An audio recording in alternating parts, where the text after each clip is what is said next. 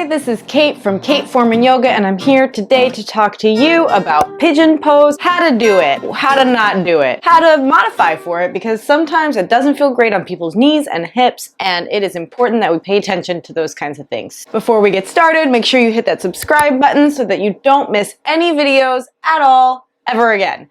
All right, let's get into it. Pigeon pose, where should you be feeling it? That is a question I hear a lot. In general, it should be more of a stretch to your glutes, so your butt, your outer hip area. If you're not feeling it there, there's a chance that you're doing something a little bit wonky with your leg. If you're not feeling it there, there's a chance you're doing it perfectly and your body is just different than mine. So don't get too caught up on necessarily where you're feeling it, but do pay attention to where your leg is, which we're gonna get into now. So what I often see is a very folded up leg to the point where the person's kind of sitting on the shin. So what I see a lot of is they bring their knee in from down dog usually. The back leg will go back and then the butt goes right on top of this back heel, and then they fold forwards and they say, I don't feel it anywhere in my butt, which makes sense because there's not a lot of external rotation going on in that hip, meaning it's moving the leg away. So if this is more of what your pigeon pose has looked like, then there's a good chance the reason you're not feeling it is because your shin is not in the right place and your hip is not moving in the right direction. So how can you fix it? What you're gonna do is as that knee comes in, you're gonna think, if you're on your right leg, you're gonna draw your knee towards the right corner of your mat. So it'll look like this. You're gonna move the leg wide and lay the shin down. The back leg will come back.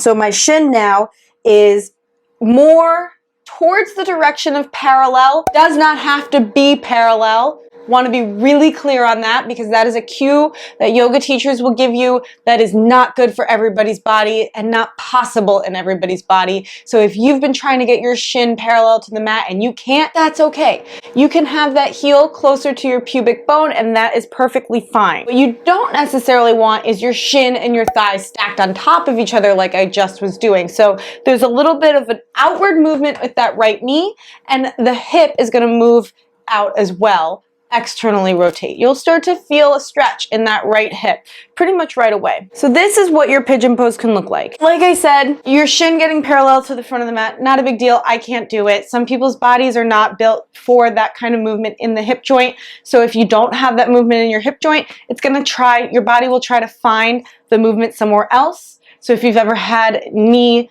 pain in this pose but not knee pain in your life, that could be a reason why. So try that more folded up version where the knee is wide but the shin is more it's angled but it's not parallel to the mat and you're more in this like shin to pubic bone orientation in your leg.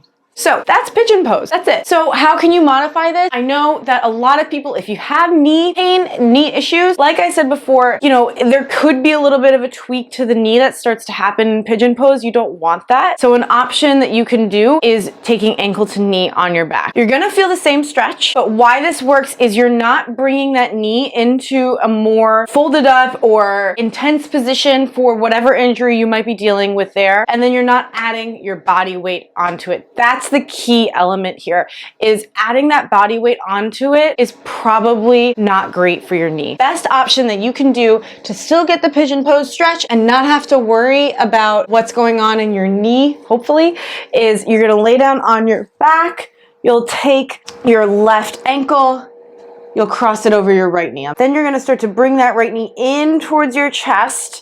And as you can see, this is kind of a pigeon pose leg on that left side. From here, what you're gonna do is you're gonna interlace your hands behind that right thigh and work on just bringing the whole thing towards you. You'll feel that stretch to your outer left hip around your butt, just like you would in pigeon pose. Now, if you have short arms or anything else going on that might make it hard for you to comfortably interlace your hands while keeping your shoulders on the ground, right? We don't wanna be here with it because this is not a comfortable place for our head and our neck. What you're gonna do is you're gonna take either a yoga strap. If you don't have a yoga strap, you can get a scarf, you can get sweatpants, sweatshirts, whatever, a dog leash.